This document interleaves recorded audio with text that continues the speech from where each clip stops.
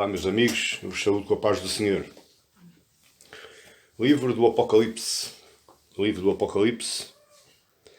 Hoje vamos dar na sequência ao nosso estudo e estudaremos do capítulo 17 ao capítulo 19, versos 1 e 10.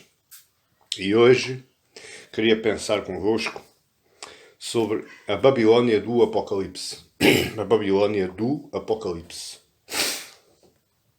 Como o texto é muito extenso e também não vamos conseguir fazer um estudo detalhado, porque se ficarmos aqui meses, eu iria começar só a ler duas partes do capítulo 17, primeira parte, depois do capítulo 19, a segunda parte. Capítulo 17, do verso 1 ao 2. Você que abra a sua Bíblia, tem a sua Bíblia aberta na sua mão, confira comigo. Capítulo 17, versos 1 e 2 diz assim: Veio um dos 7 anjos que tem as 7 taças e falou comigo dizendo: Vem, mostrar-te-ei o julgamento da grande meretriz, que se acha assentada sobre muitas águas, com que se prostituíram os reis da terra, e com o vinho da sua devassidão foi que se embebedaram os que habitam na terra.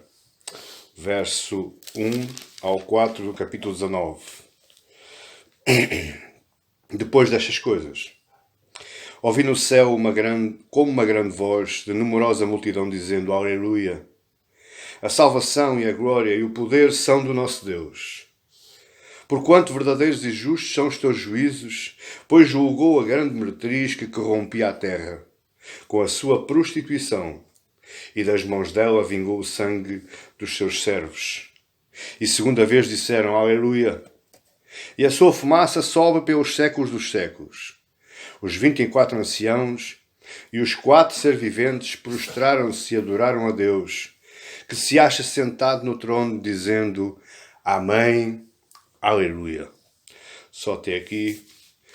No decorrer do sermão analisaremos o capítulo 17, 18 e esta parte do capítulo 19, dos versos 1 a 10. Oremos. Senhor Deus eterno, santo, justo e misericordioso, se propício a nós, Senhor, nesta tarde, porque somos pecadores e carentes da Tua misericórdia, carentes do Teu perdão, Senhor. Mas perdoa, Pai, se pecarmos, dissemos, fizemos, ocultamos, pensamos algo que não fosse de acordo com a Tua vontade. Mas nós sabemos que Tu perdoas porque és fiel e justo, és santo e misericordioso.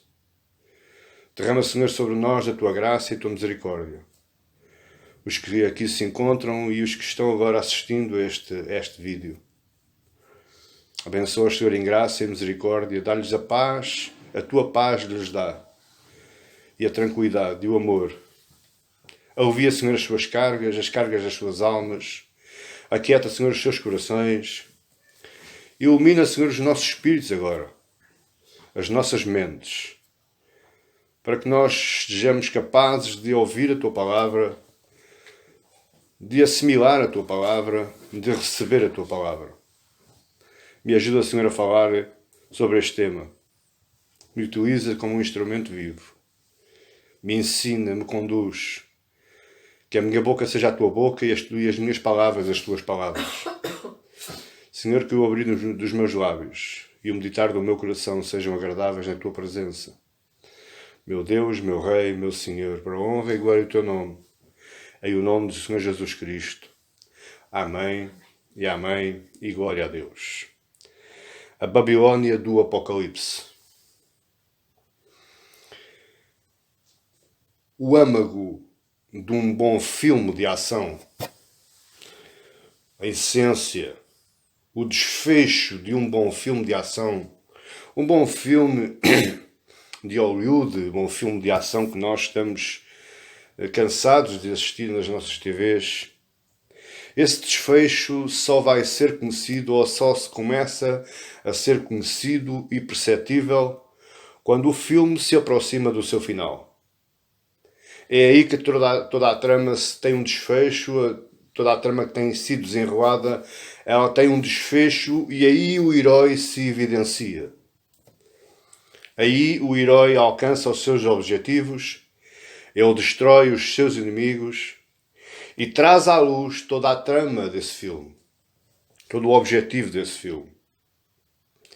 Pois bem, queridos amigos, o Apocalipse, o livro do Apocalipse, poderia ser bem um bom filme de ação. Ele tem um trama, ele tem um objetivo, ele tem um elenco e ele também tem um desfecho. E nós estamos já caminhando para o final deste livro, estamos já perante o duelo final. O desfecho final desta longa-metragem que é o livro do Apocalipse. Nós estamos já na parte em que o herói do Apocalipse, Cristo Jesus, começa a desferir os golpes finais e fatais nos seus inimigos. Nos inimigos da sua obra e da sua igreja. O capítulo 17 é o início desta reta final. O capítulo 17 é o início do duelo final. É o início em que Jesus Cristo começa desferindo golpes fatais, tais esses que começam a aniquilar os seus mais diretos inimigos. Você se lembra que eu, a dada altura das nossas mensagens, eu falei-lhe do Quarteto do Mal. Porém, o Quarteto do Mal é o grande dragão vermelho, é a besta da terra, é a besta do mar, é a Babilónia. E são os homens também, por inerência, que estão subjugados ou estão agregados ou que aderiram à causa do Quarteto do Mal, que são os homens que foram marcados com a marca da besta. A descrição do acerto de contas entre Deus e os seus inimigos começa no capítulo 17 e vai terminar no capítulo 22, onde se ele exalta em toda a sua glória, onde ele demonstra ao mundo a sua soberana vitória, a sua gloriosa vitória. Tudo isto, capítulo 17, 18 e 19, é o desfecho, é a destruição do Quarteto do Mal. Capítulo 21 e 22 é como alguns filmes antigos que nós víamos, alguns romances que acabam desta forma e viveram felizes para sempre. É assim que vai acontecer com a Igreja, com Cristo, com Deus e com os anjos no céu. Iremos viver felizes, mais do que felizes, não para sempre, mas para toda a eternidade. Aqui mostra os inimigos do Cordeiro.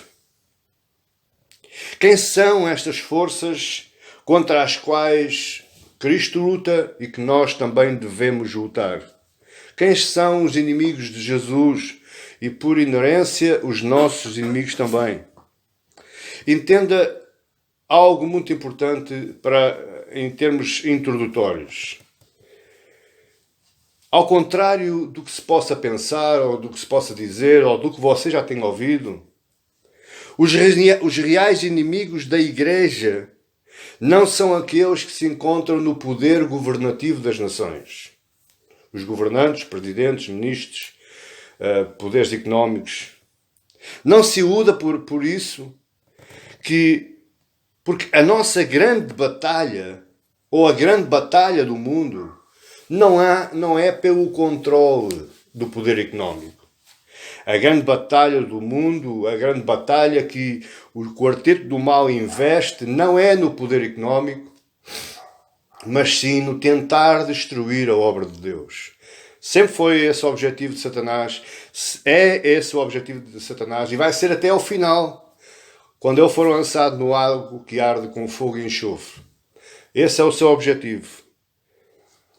É pela supremacia sobre a obra de Deus. É a tentativa de impedir o avanço do reino dos céus. Nós vimos desde o capítulo lá atrás 14, salvo erro. Não, perdão. Capítulo 12, que nós começamos a vislumbrar e que Deus começa a demonstrar quem são os seus verdadeiros inimigos. O quarteto do mal. Em primeiro lugar é o grande dragão ou Satanás. Você veja que lá em Gênesis ele começa sendo descrito como uma serpente. Em Apocalipse 12 o João diz que vê um grande dragão vermelho. Isto mostra que o poder de Satanás tem vindo a aumentar de século em século, também por causa da influência da mente e do coração humano. Ele vai crescendo até que já está, sai de serpente e já está em dragão. Nós vemos a besta do mar, ou o anticristo, ou governos anticristãos. A besta da terra, que é o falso profeta, ou as filosofias, ou as sabedorias terrenas. Lembra-se que o Tiago diz que a verdadeira sabedoria é do céu e não a terrena, porque essa é demoníaca, é maldita. E em quinto lugar, uns dos inimigos de Cristo são os homens marcados pela marca da besta. Os homens que a adoram e que perseguem por isso, por causa daquilo que acreditam, da sua adoração, perseguem de forma hostil a Igreja de Cristo. Em quinto lugar, nós temos então agora na nossa frente a Babilónia, ou a grande meretriz, noutras traduções, a grande prostituta. Ela simboliza a sedução que visa destruir a pureza dos santos. Cada um destes 5 agentes, meus queridos, precisam ser derrotados. A Bíblia diz que o último inimigo a derrotar é a morte. Mas isso só vai ser mesmo já no final. Ao longo da história da humanidade, Deus tem estado a combater. Deus não é um Deus apático, não é um Deus estático, não é um Deus passivo. Ele tem estado a fazer cumprir a sua obra, o seu projeto na história da humanidade, e ao mesmo tempo que faz isso, ele está combatendo os seus inimigos. Nós vemos na Bíblia, a história bíblica está repleta desses exemplos. Eles vão ser combatidos e vão sendo derrotados à medida que nós vamos caminhando para o fim dos tempos, para o último dia, para o dia do juízo, do julgamento final. Nesse dia vai ser quebrada, vai ser destruída o último inimigo, que é a morte, porque os santos de Cristo, eles reinarão e viverão para sempre, por toda a eternidade. Cada um destes 5 inimigos precisam de ser derrotados. O capítulo 15 e 16 nos mostraram a punição dos homens que foram marcados pela marca da besta. Que é chamado os capítulos dos flagelos de Deus ou das taças de Deus. Isso são castigos aplicados aos homens que optaram por serem marcados e seguir e adorar a besta. Eles são o primeiro inimigo a ser derrotado neste quinteto, vamos falar agora assim, são os homens. No capítulo 17 e 18, nós vemos sendo derrotada a Babilónia, ou a sedução do coração dos homens.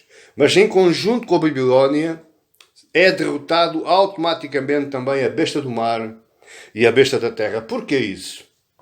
Porque a besta do mar, ele dá poder à besta da terra. Ou seja, a besta do mar, que é o anticristo, ele dá poder ao falso profeta. Os dois, em conjunto, eles dão poder à Babilónia, ou seja, eles trabalham no coração dos homens pela sedução. Tanto o anticristo como o falso profeta, ele trabalha no coração dos homens pela sedução do mundo. A apresentação de coisas boas, o aliciamento, o anestesiamento da mente humana. E então, caindo a Babilónia, cai automaticamente a besta do mar, que é o anticristo, e cai também a besta da terra, que é o falso profeta. O capítulo 20 nos reserva, então, na primeira fila, o desfecho da batalha final, que é a queda do chefe, a queda do grande dragão, a queda de Satanás, definitivamente. Repare algo bastante interessante. À medida que nos aproximamos do fim, vemos Deus destruindo os seus inimigos, mas do menor para o maior. Ou seja, Ele está guardando a pompa e circunstância, Ele está guardando o grande final para combater Ele diretamente o chefe. O chefe desta quadrilha maléfica. O chefe deste quarteto, ou neste caso quinteto do mal. Tendo isto em vista, e chegados agora aqui, vamos observar qual é o desfecho de Deus em relação à Babilónia e às bestas do Apocalipse. E são 3 pontos que iremos estudar nesta, que é a 6ª secção do livro do Apocalipse, que acaba no capítulo 20. O capítulo 21 é a 7ª secção do livro, Deus permitindo, nos dando oportunidade, nos dando saúde, nos dando coragem. Nós vamos até ao final, caminhando nesta longa metragem de Deus. O primeiro ponto que nós vamos ver é que a Babilónia será desmascarada, que é no capítulo 17. Segundo ponto, a Babilónia será destruída, capítulo 18. Terceiro ponto, a Babilónia será desdenhada ou desprezada pelos santos, que está no capítulo 19, dos versos 1 ao 10. Cada um destes pontos, meus queridos irmãos, ele traz lições para a nossa vida hoje. Como sempre, já é nosso hábito nós expormos um texto bíblico e depois tirarmos lições e aplicações para a nossa vida. Então, o primeiro ponto do nosso texto, do nosso sermão de hoje é: a Babilónia será desmascarada, capítulo 17.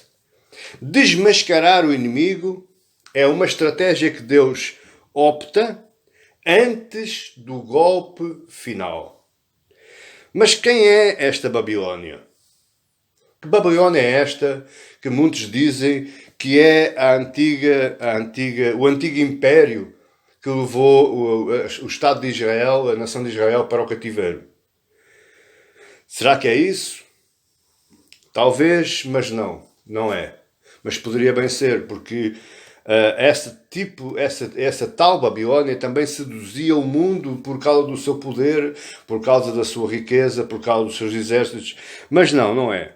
Qual é a ação desta Babilónia do Apocalipse? Em primeiro lugar, veja o poder da Babilónia.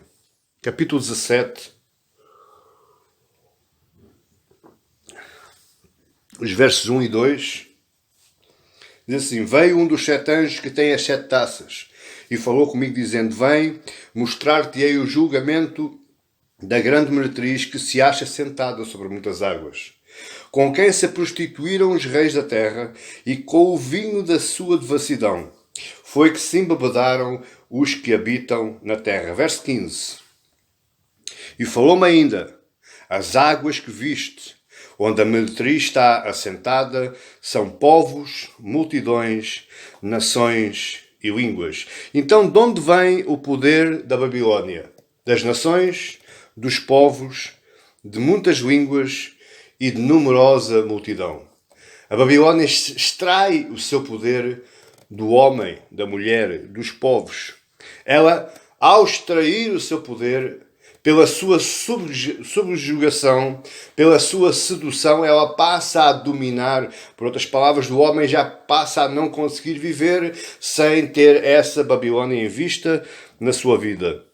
E ela, veja que ela exerce o seu poder do maior ao menor, desde os reis, que fala aí no verso 2, até aos povos, que fala aí no verso 15. Ou seja, do rei ao súbito. Ela não tem limites. Ela subjuga, ela domina, ela seduz. E o poder da Babilónia cresce à medida que é aclamada pelos povos.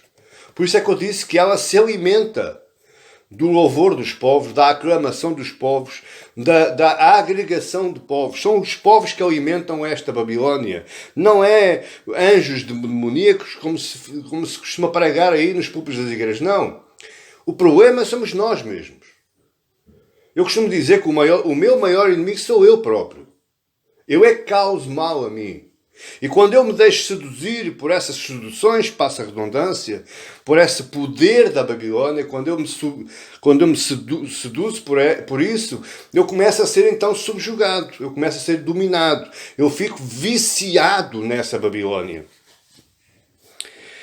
Como é que ela domina os povos? Com sedução, entorpecimento.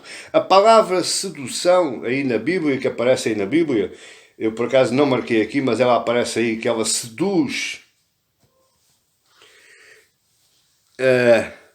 A palavra sedução vem do grego pharmakon, que deu origem à nossa palavra fármaco, ou anestesia. E você sabe que um homem anestesiado, quando é operado com anestesia, ele pode estar acordado.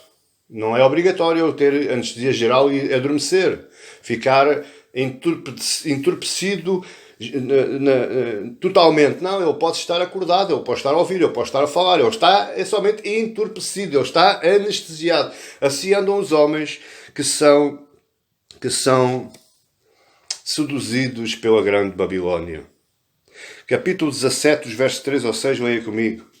Transportou-me o anjo em espírito a um deserto, e vi uma mulher montada numa besta escarlate, besta repleta de nomes de blasfémia, com 7 cabeças e 10 chifres. Achava-se a mulher vestida de púrpura e de escarlata, adornada de ouro, de pedras preciosas e de pérolas, tendo na mão um cálice de ouro, transbordante de abominações e com as imundícies da sua prostituição. Na sua fronte achava-se escrito um mistério. Babilônia a Grande, mãe das meretrizes e das abominações da terra. Então vi a mulher embriagada com o sangue dos santos e com o sangue das testemunhas de Jesus.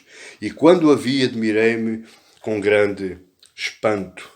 Esta Babilônia, ela produz espanto. Ela produz perturbação. Ela produz maravilha. Quando ela impõe o seu poder no coração do homem, ele se enamora com esse poder. Agora veja, qual é a diferença do Apocalipse para a nossa vida hoje? Existem pessoas, meus queridos, que passam a sua vida útil, os seus dias na Terra, apaixonados por um sonho. E muitas vezes é um sonho impossível.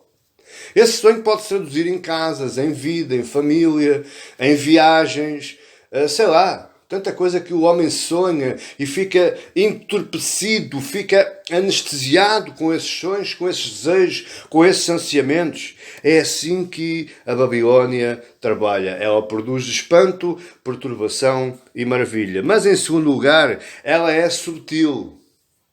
Cuidado! Eu estou cansado de dizer que o pecado é bom. O pecado é ótimo, meus queridos. Ele nos apresenta coisas maravilhosas, muito melhor que a Bíblia. Ele não dói. Ele dá prazer, o problema é o tempo que esse prazer dura. Ele é de data de validade muito curta. Parece o leite fresco quando está aberto, se não consumir estraga. Assim é o pecado, assim é a Babilônia. Porquê? Porque ele é subtil. Veja aí o verso 3. Transportou-me um anjo em espírito a um deserto e vi uma mulher montada numa besta escarlate. A besta escarlate é o dragão vermelho. Besta repleta de nomes de blasfémia, com 7 cabeças e 10 chifres. A Babilônia, meus amados, ela não trabalha sozinha. A sedução do mundo, ela não anda sozinha. Ela não é um trabalho solitário. Ela se assenta na besta do mar, que são os anticristos, ou o anticristo, ou os governos anticristãos. Deixe-me só fazer aqui um parênteses. Agora que falou-se em desconfinamento da Europa, veja, por exemplo, a Holanda, qual foi a maior preocupação daquela nação? Abrir as casas de prostituição. Ou seja, para os homens que gostam de prostituição, que gostam de frequentar casas de prostituição, então o governo holandês, para eles, é um Deus. Quer um exemplo melhor que este? São governos anticristãos geridos pelo anticristo, que alimentam o poder da Babilónia, ou seja, a sedução, a abominação, a prostituição e outras coisas assim acabadas em ão.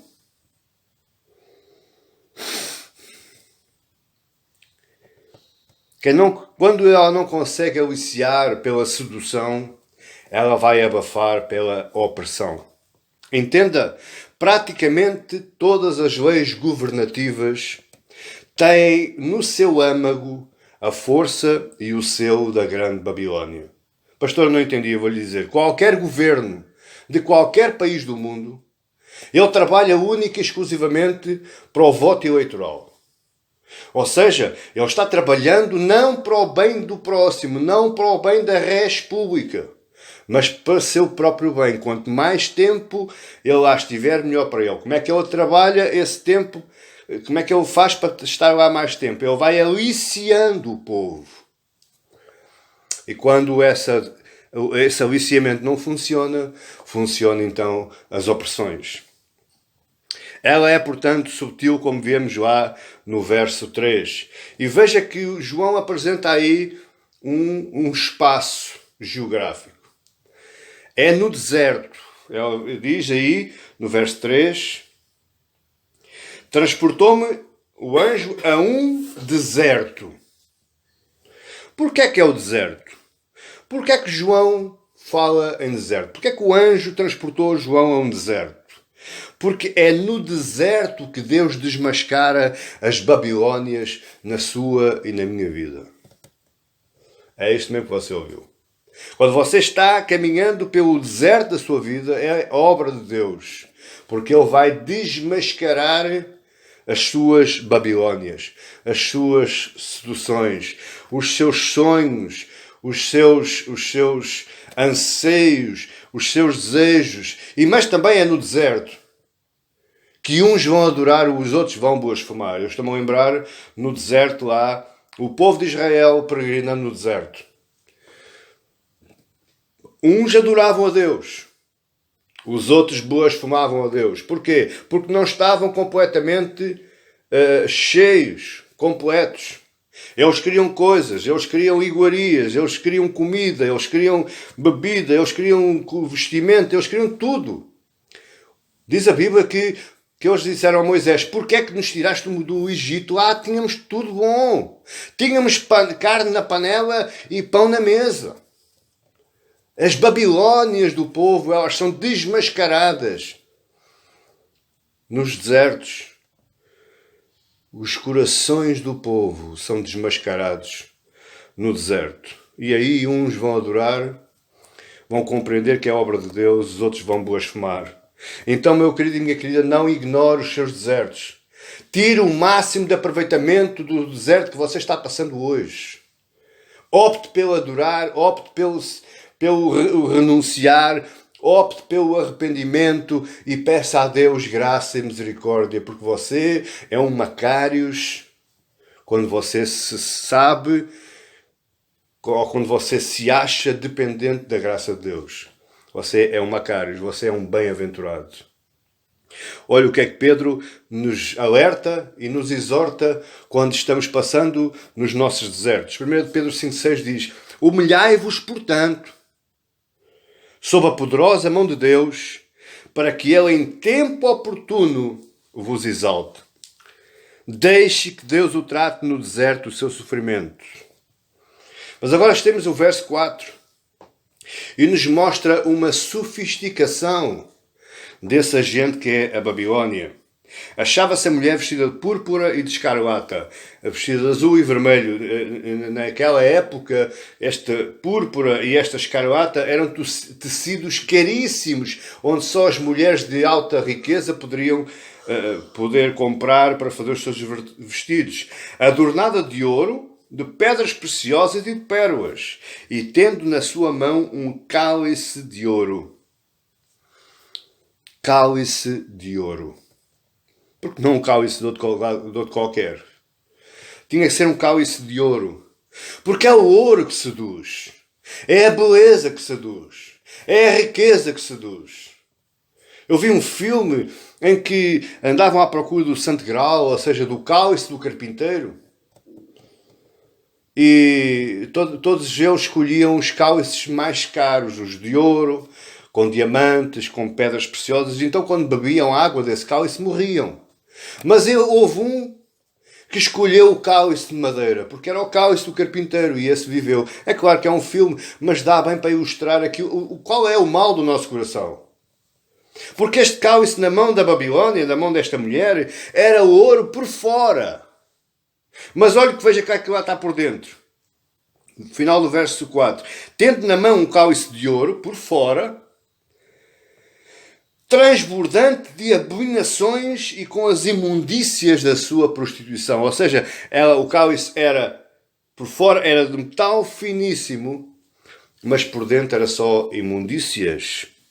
Por isso Jesus fala aos fariseus, lá naquele que para mim é o seu mais duro discurso, em Mateus 23, e ele diz no verso 27 e 28, ai de vós, escribas e fariseus, hipócritas, pois sois semelhantes aos sepulcros caiados, que por fora se mostram belos, mas interiormente estão cheios de ossos de mortos e de toda a imundícia. Assim também vós exteriormente pareceis justos aos homens, mas por dentro estáis cheios de hipocrisia e de iniquidade. Ela nos engana assim. Ela nos engana pela aparência. Tudo o que nós vemos nos parece bem. Quantas vezes me perguntam, pastor, acha mal um cristão ser rico? Acha mal um cristão ter dinheiro? Acha mal um cristão estar bem na vida, ter um bom emprego, ter um bom estudo? Eu digo não. É claro que não. Se eu dissesse isso, eu estava a ser um hipócrita. Porque na Bíblia nada me diz o contrário. O que a Bíblia me diz é que o mal não está nas coisas, mas o mal está no meu coração. Ou seja, o mal está no lugar em que eu coloco as coisas. Se eu coloco o meu coração em Deus e as coisas para eu me utilizar, excelente. Agora, se eu coloco as coisas no meu coração e eu vivo para as coisas e faço dessas coisas o meu Deus, então está tudo mal. Eu sou um sepulcro caiado por fora, mas por dentro cheio de imundície e iniquidade. A Babilónia é, portanto, perigosa. E vemos aí dos versos 6 ao 13. Então vi uma mulher embriagada com o sangue dos santos e com o sangue das testemunhas de Jesus, e quando a vi admirei-me com grande espanto. O anjo, porém, me disse, porque te admirastes? Dir-te-ei o mistério da mulher e da besta que tem as 7 cabeças e 10 chifres e que leva a mulher. A besta que viste era e não é, e está para emergir do abismo e caminha para a destruição. E aqueles que habitam sobre a terra, cujos nomes não foram escritos no livro da vida, desde a fundação do mundo, se admirarão, vendo a besta que era e que não é, mas aparecerá. Aqui está o sentido de quem tem sabedoria. As 7 cabeças são 7 montes, nos quais a mulher está sentada, são também 7 reis, dos quais caíram 5, um existe e o outro ainda não chegou, e quando chegar tem de durar pouco. E a besta que era e não é, e também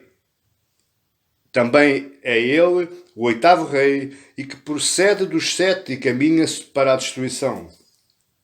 Os 10 chifres que vistes são 10 reis, os quais ainda não receberam reino, mas recebem autoridade como reis com a besta durante 1 hora. Têm estes um só pensamento. Oferecem à besta o poder e a autoridade que possuem. Ela é perigosa. Ela não é uma coisa normal ou uma coisa que não nos causa prejuízo, não. O âmago, a essência desta Babilónia é destruição, é poder. São poderes maléficos, são poderes malignos. Pela primeira impressão, pela aparência, ela seduz. Mas o pior é quando você não é seduzido. Ela deixa a sedução e passa à opressão. Veja aí 7 reis. Tudo isso fala de grandes poderes, de grandes autoridades que podem e oprimem o povo santo de Deus. Por isso ela não pode ser avaliada pela aparência. A minha avó dizia que nem tudo aquilo que luz é ouro. Tenha cuidado. Preste atenção. O que João vê é uma mulher sedutora. Mas o que está por trás dela são governos ou meios anticristãos, sedutores e perigosos. Ela vai à frente, ela vai seduzindo. Atrás vão o resto, vão oprimindo. 7 cabeças, 10 chifres, aqui demonstra bem que é com conhecimento, com grande conhecimento e com grande poder. 7 impérios, João está aqui lembrando do profeta Daniel e outros impérios que apareceram na época ou pós-Jesus, que faz os 7 impérios. Mas estes impérios podem ser aqueles que já vieram ao longo da história, e nós sabemos grandes impérios que seduziram e oprimiram os povos. Podem ser aqueles que já vieram ou aqueles que ainda podem vir. Lembrando que o Apocalipse é um livro com uma literatura simbólica. Nós temos que entender isto à luz da simbologia. Nós temos que entender isto não como uma cronologia, não como um assentamento de factos por ordem cronológica ou por nomes. Não, o livro do Apocalipse é um livro descrito em forma simbólica. O povo judeu daquelas 7 igrejas, ele sabia bem aquilo que João estava falando. 10 chifres são 10 métodos de autoridade, de poder. Basicamente falando, é aquilo que nós estamos caminhando, que é para uma economia única mundial, chamada a Nova Ordem Mundial. Meu amigo, o livro do Apocalipse é tão atualizado. Ele está-se cumprindo ao longo da história. Ele vem-se cumprindo de há 2000 anos para cá. Ele vai ter um desfecho, ele vai ter um final. E não vai ser muito diferente daquilo que está descrito aqui pelas palavras de João, embora ele empregue fórmulas e formas simbólicas. Não é nada cronológico, não é nada real. Isto aqui não vai acontecer, dragões já e coisas... Isso são ficções científicas da televisão. Mas estas bestas e estas coisas que vão acontecer são símbolos da nossa vida diária, daquilo que nós estamos vivendo. O que é, ou quem é esta Babilónia? Novamente a pergunta. Pode ser qualquer coisa boa ou qualquer coisa ruim que tem o poder de nos afastar de Cristo. Essa é a questão, essa é a essência. Se afaste de qualquer coisa que o afaste de Cristo. Por isso, o mesmo apóstolo João, passado uns anos de ter escrito Apocalipse, olha o que é que ele escreve na sua primeira carta, 1 João 2, verso 15. Não ameis o mundo nem as coisas que há no mundo. Se alguém amar o mundo, o amor do Pai não está nele. Porque tudo o que há no mundo, a concupiscência da carne, ou seja, as abominações, as imundícias da prostituição, os desejos da carne, os prazeres da carne, os sonhos da carne, a concupiscência dos olhos e a soberba da vida não procede do Pai, mas procede do mundo, procede desta Babilónia, da besta da terra, da besta do mar, do grande dragão vermelho. Verso 17. Ora, o mundo passa, bem como a sua concupiscência. Aquele, porém, que faz a vontade de Deus permanece para sempre. Se eu estivesse aí junto a si, diríamos os dois, aleluia! Glória a Deus!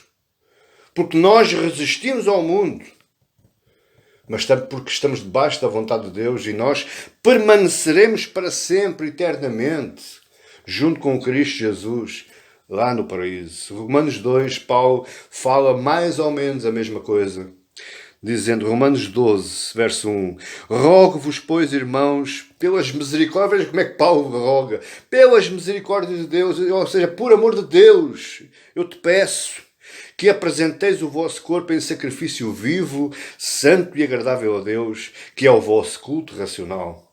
E não vos conformeis com este século, mas transformai-vos pela renovação da vossa mente, para que experimenteis qual seja a boa, agradável e perfeita vontade de Deus. A renovação da vossa mente. Paulo está aqui dizendo, renovai a vossa mente. Como eu faço isso, Paulo? Olhando, atentando, meditando, lendo, ouvindo a palavra de Deus. Quanto mais palavra na nossa mente, mais a Babilônia da vida está longe de nós. Quanto mais palavra na nossa mente, mais nós estamos aptos para enfrentar esse tipo de sedução, embora se nos apresente como bom e agradável. Onde é que atua esta Babilônia? Paulo nos diz claramente em Romanos 12, verso 2, na vossa mente. A renovação da vossa mente. Então a Babilônia atua na nossa mente. Presta atenção ao que eu estou dizendo. Não vá em pregações escatológicas e apocalípticas, pregações da desgraça. Esqueça isso. A sua mente é o trono da Babilônia. Se você ocupa a sua mente com as coisas do mundo, você está dando lugar à Babilônia. Se você ocupa a sua mente com as coisas de Deus, você está combatendo a Babilônia e dando lugar a Deus na sua vida. A sua mente é o leme. É o leme que manda a sua vida, é a sua mente. É através da sua mente que você pensa, age e fala. E os olhos são a janela da nossa mente. Assim como os ouvidos alimentam a nossa mente, também muito mais alimentam os nossos olhos. Porque você, quando olha para os cálices de ouro, você está olhando com os olhos e transportando informações para a sua mente. Então, trabalhe na sua mente, cuide do seu olhar e trate de ouvir mais a palavra de Deus. Segundo ponto, nosso de hoje, a Babilônia será destruída, capítulo 18. E no verso 1 vemos que a glória de Deus é superior à beleza da Babilônia. Verso 1, 18. Capítulo 18, verso 1. Depois destas coisas vi descer do céu outro anjo que tinha grande autoridade e a terra se iluminou com a sua glória. A glória que desce do céu, meus queridos, ela é destruidora, mas ao mesmo tempo poderosa. Porque ela ilumina a terra toda. Ela desce do céu iluminando a terra toda com a sua glória, com a glória de Deus. Verso 2. No verso 1 nos fala da glória de Deus, que é poderosa e é destruidora. No verso 2 nos vai falar de outro poder. Verso 2. Exclamou com potente voz, dizendo, caiu a grande Babilônia, e se tornou morada de demónios, covil de toda a espécie de espírito imundo e esconderijo de todo o género de ave imunda e detestável. Onde é que aparece aqui a palavra de Deus? Vamos ler novamente. Verso 2. Então exclamou com o quê? Com potente voz. O anjo exclamou. Exclamou o quê? A palavra de Deus. Qual foi a palavra que ele falou? A sentença da destruição da Babilônia. Caiu a grande Babilônia. A palavra que desce do céu, ela é destruidora e poderosa, assim como a glória de Deus é. A única coisa, meus queridos, que pode destruir as Babilônias da sua vida é a palavra que você ouve, assimila e medita e que reveste o seu coração, enche o seu coração com ela. E é a glória de Deus, através do seu louvor, da sua adoração, através do seu arrependimento, através da sua oração. Essa unção que pregam aí, nada mais é, pelo menos no meu entendimento, nada mais é que a glória de Deus em mim. Quando Davi, após ter pecado com Batseba, ele reconhece o seu erro, ele se refugia no templo, e está lá no Salmo 51 e ele diz, Senhor, contra ti pequei, somente contra ti pequei, mas eu te peço, não afastes o teu espírito da minha presença. O que Davi estava a dizer: não afasta a tua glória da minha presença. Não afasta a tua glória da minha vida. A palavra de Deus no nosso coração e a glória de Deus nos envolvendo. Esse é o único poder que nós podemos almejar para combater as Babilónias e as bestas da nossa vida. É a palavra falada de Deus. Está aí nos versos 3 a 8. Leia do verso 3 a 8 aí em sua casa depois. Eu não tenho tempo para ler tudo. Eu, se fosse a detalhar, tínhamos aqui conversa para meses, se não anos, só nestes 3 capítulos. Então eu sou obrigado a resumir e salientar só as partes mais importantes. A Babilónia será destruída então como? Pela destruição, pela iluminação da palavra de Deus no coração dos homens. Quanto mais palavra, mais a Babilónia é destruída.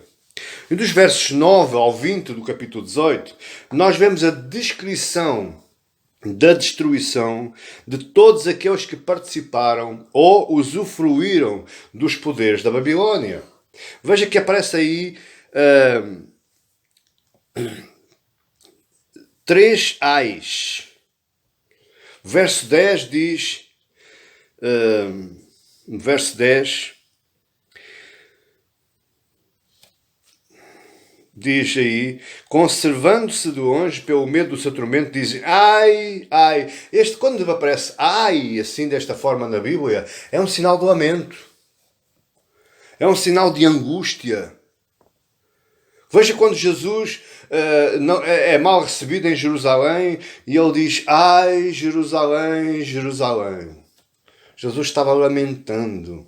Jesus estava angustiado e então a palavra ai é sinal de lamento e de grande lamento.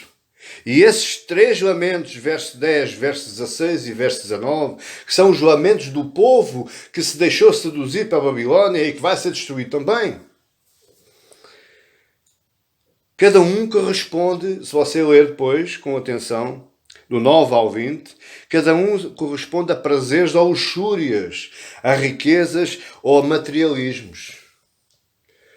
Agora veja, diga uma coisa, meu querido. Sejamos honestos.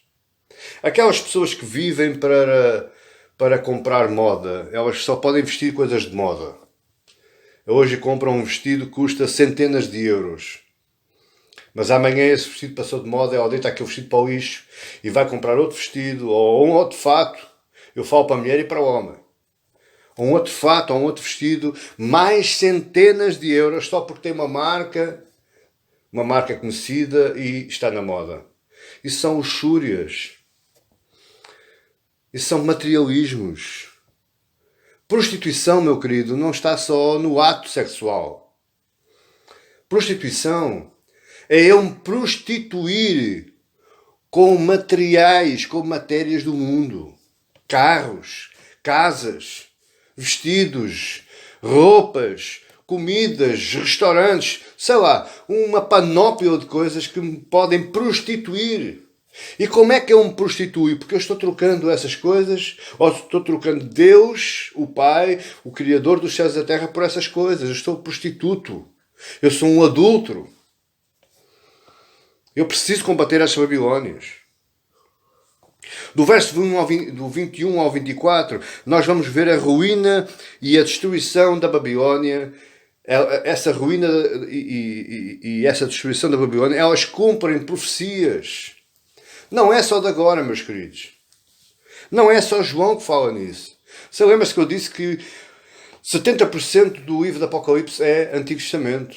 João estava-se lembrando do Antigo Testamento. João estava-se lembrando do profeta Daniel, do profeta Jeremias, do profeta Isaías, do profeta Ezequiel e outros. Veja Jeremias 51, verso 63. Quando acabares de ler o livro, atá-lo-ás a uma pedra e o lançarás no meio do Eufrates. E dirás, assim será afundada a Babilónia e não se levantará, por causa do mal que eu hei de trazer sobre ela, e os seus moradores sucumbirão. Até aqui as palavras de Jeremias. Aí no verso 18, diz que o anjo forte, verso 21, olha lá o que é que diz o verso 21, e veja se não é a mesma coisa que Jeremias disse.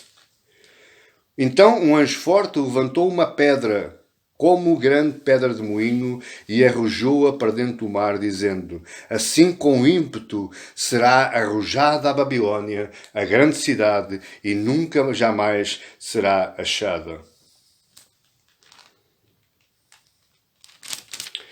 Olha o que é que diz Ezequiel sobre isto. Capítulo 26, verso 17. Levantarão lamentações sobre ti e dirão: como pereceste, ó bem povoada e afamada cidade, que foste forte no mar, tu e os teus moradores, que atemorizaste a todos os teus visitantes. Agora estremecerão as ilhas do dia da tua queda. As ilhas que estão no mar turbar-se-ão com a tua saída.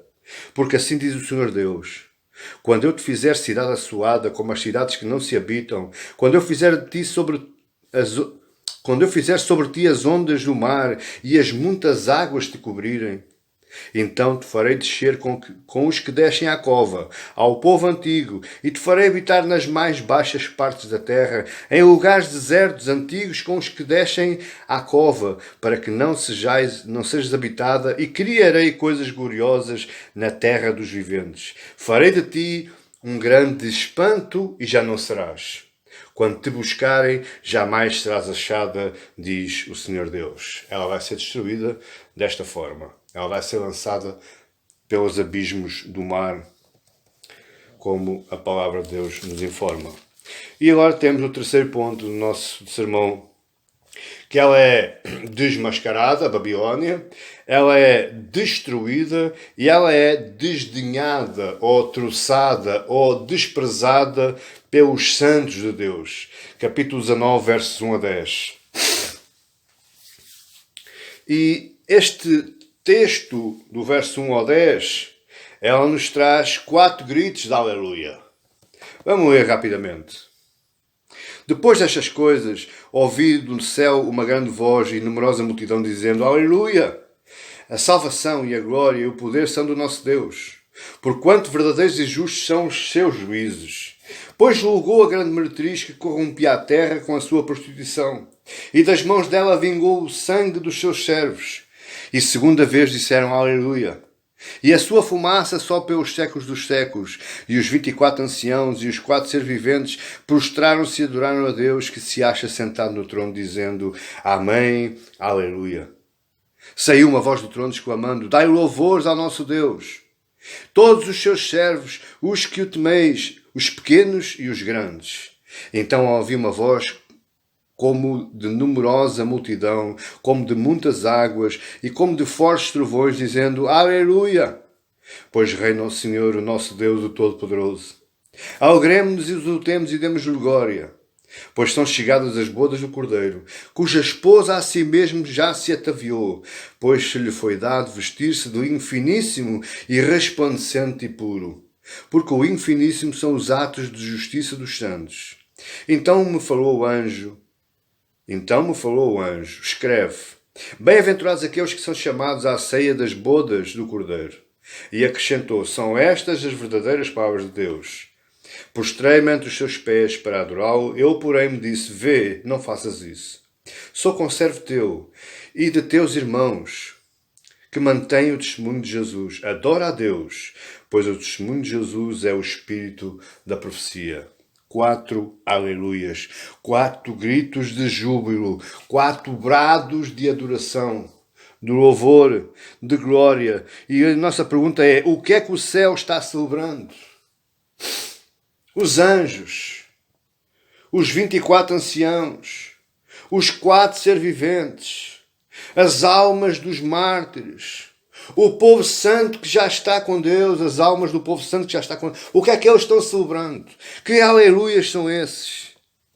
No verso 1, o primeiro aleluia está celebrando a soberania de Deus sobre tudo, sobre todos, sobre toda a terra e sobre todo o universo. No verso 3, o segundo aleluia está celebrando a justiça de Deus, que é soberana, é santa e verdadeira. O terceiro aleluia, no verso 4, ele está celebrando a formosura de Deus. Como ele é belo, como Ele é majestoso, como Ele é sublime, como Ele é único. E o quarto aleluia, no verso 6, está celebrando o reino de Deus, que vai ser estabelecido pelo poder e pelo nome do Senhor Jesus, do qual você e eu iremos fazer parte um dia. Celebre hoje. Brade hoje de alegria. A sua boca invoque os aleluias, invoque os améns, invoque os glórias a Deus, porque só Ele é digno, porque Ele é soberano, porque Ele é justo, porque Ele é formoso e porque Ele é verdadeiro. Ele prometeu que irá nos levar para um reino e Ele vai cumprir. Esse reino já é nosso, por causa do trabalho do Espírito Santo no nosso coração. João nos revela que essa Babilônia, essa sedução, essa também opressão deste mundo, ela vai ser e está sendo aos poucos desmascarada, destruída e desdenhada pelos louvores do povo santo. Eu preciso que você entenda, por favor, uma coisa importante e que consiste num erro. Um erro doutrinário e um erro teológico. Por inconsciência nós fazemos isso. Nós devemos entender como louvores a Deus, não só os cânticos. Porque lemos lá em Romanos 12, apresentai os vossos corpos em sacrifício. Porque esse é o vosso culto racional. Ou seja, tudo aquilo que nós fazemos, dizemos, toda a forma que nós vivemos aqui neste mundo, ela pode ou não servir para louvar a Deus. Por isso Paulo diz em Filipenses 1:21, para mim o viver é Cristo. E viver em Cristo, esse tipo de vida é uma vida do louvor. É uma vida santa. É uma vida digna de um cidadão do reino dos céus. É uma vida em função do Evangelho. É uma vida em função do próximo. Tudo isso é louvor, não é só os cânticos, não é só as violas ou os teclados. Isso faz parte. Mas o louvor, os aleluias que a Bíblia fala, aqui os louvores que a Bíblia fala, louvai a Deus, são os nossos modos de viver. É a maneira como nós nos apresentamos a Deus e ao mundo. Ou nós somos sal e luz, ou nós somos uma candeia apagada e um sal insípido. Ou nós andamos na morte, ou nós andamos na vida. Ou nós entramos para a porta estreita, ou entramos para a porta larga. Veja, só há dois caminhos. Não existe um terceiro. Não existe uma outra possibilidade. Faça a sua escolha, meu querido. Verso 5. Dai louvores ao nosso Deus, todos os seus servos, os que o temeis, os pequenos e os grandes. Se enquadre neste verso 5 do capítulo 19. Seja parte dele. Escreva aí o seu nome aí na sua Bíblia. Eu faço isto. Porque isso é agradável aos olhos de Deus. Deixe-lhe dar aqui 3 aplicações para a sua vida e eu termino assim. A primeira aplicação é extremamente importante. A primeira aplicação é o modo, é a forma de você não cair nas armadilhas, nas ciladas aliciantes das Babilónias, dos demónios. Está no capítulo 17, versos 6 a 9. Não vá nessas coisas, nesses aliciamentos, nesses ouros, nessas pérolas, nessas coisas. Seja sábio, meu querido. As palavras de Jesus é que diz, tudo vai passar. Tudo passa, o céu e a terra passa. Somente a minha palavra não. Você que anda preso a essas coisas.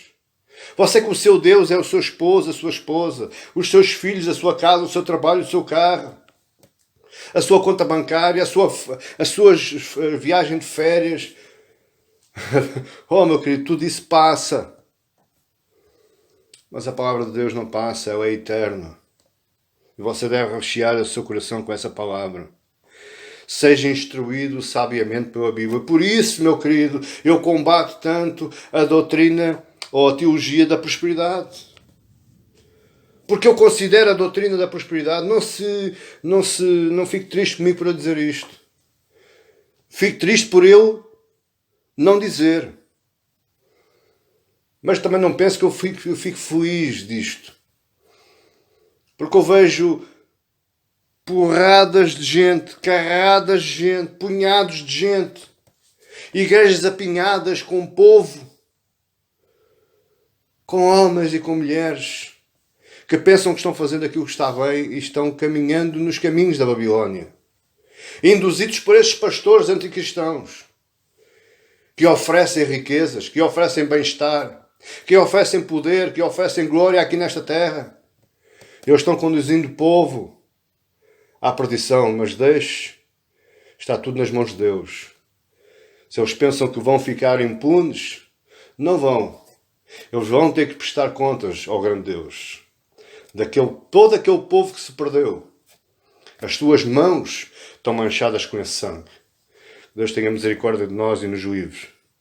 Então seja sábio, meu querido. Oriente-se somente pela palavra. Não vá em liturgias e em discursos muito bonitos, muito belos. Vá pela palavra de Deus. Segunda aplicação é que saia desses meios. Saia do meio da sedução. Saia do meio da Babilónia. Saia do meio do aliciamento enquanto é tempo. Olha o que eu lhe estou dizendo, este seu irmão que o ama.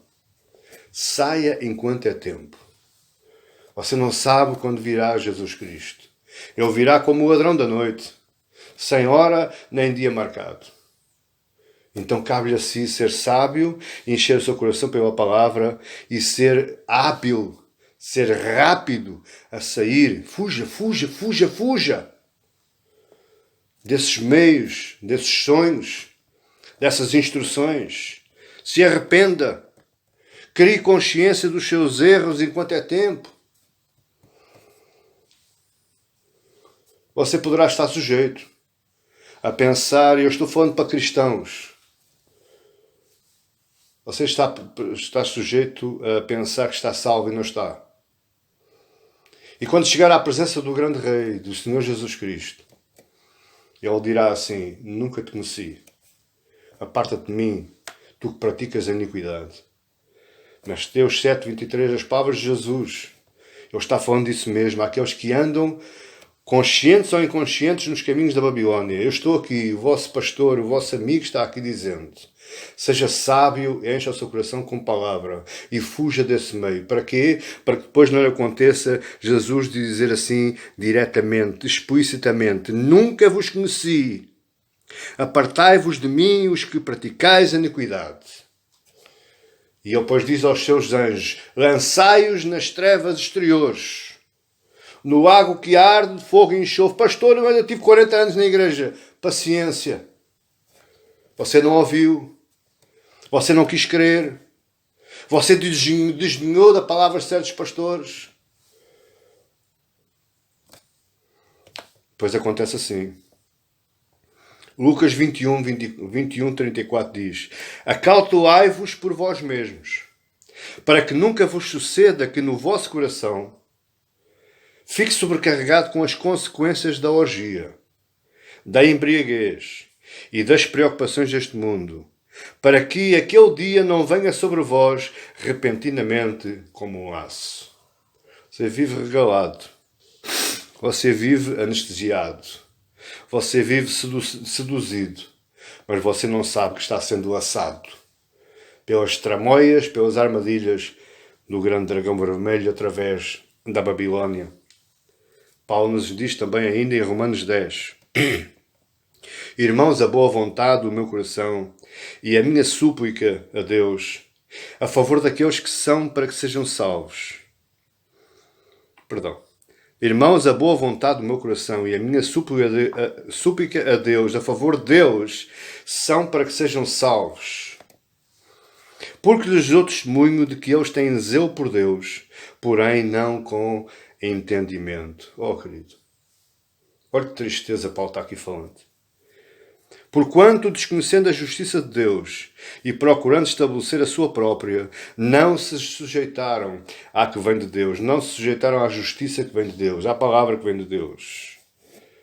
Porque o fim da lei é Cristo, para a justiça de todo aquele que crê. Olha a tristeza que Paulo está aqui dizendo. Paulo está dizendo que ora em favor de Deus, suplica em favor de Deus, os testemunha em favor de Deus, os ensina a favor de Deus. Mas eles não querem entender.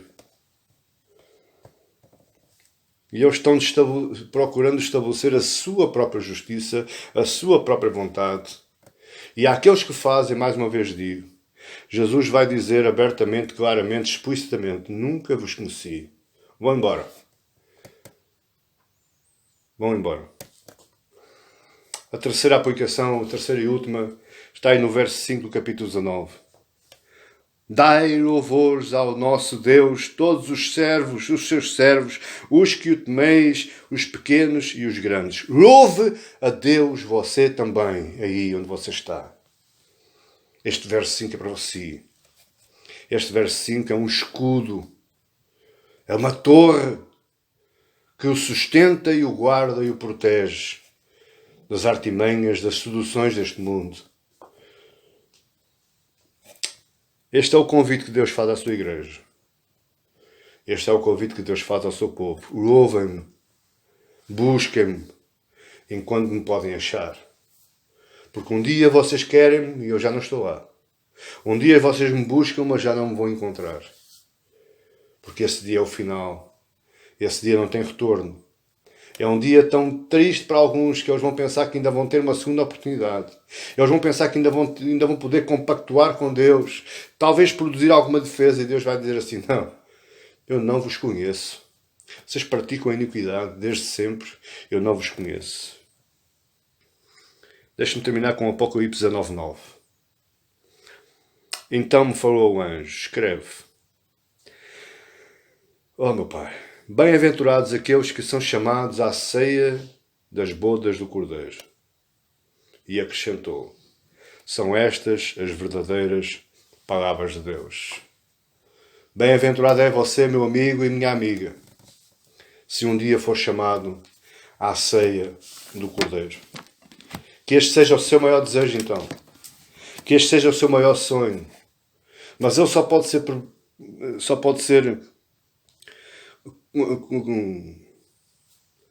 consumado através da sabedoria que vem do alto. E esta é: busca Deus, busca a palavra de Deus, fuja das seduções, fuja das aparências boas e bonitas do mundo e louva a Deus. Que Deus abençoe, que Deus o guarde e que Deus o livre. Para a honra e glória dele, em nome de Jesus. Deus abençoe em nome de Jesus, meus queridos.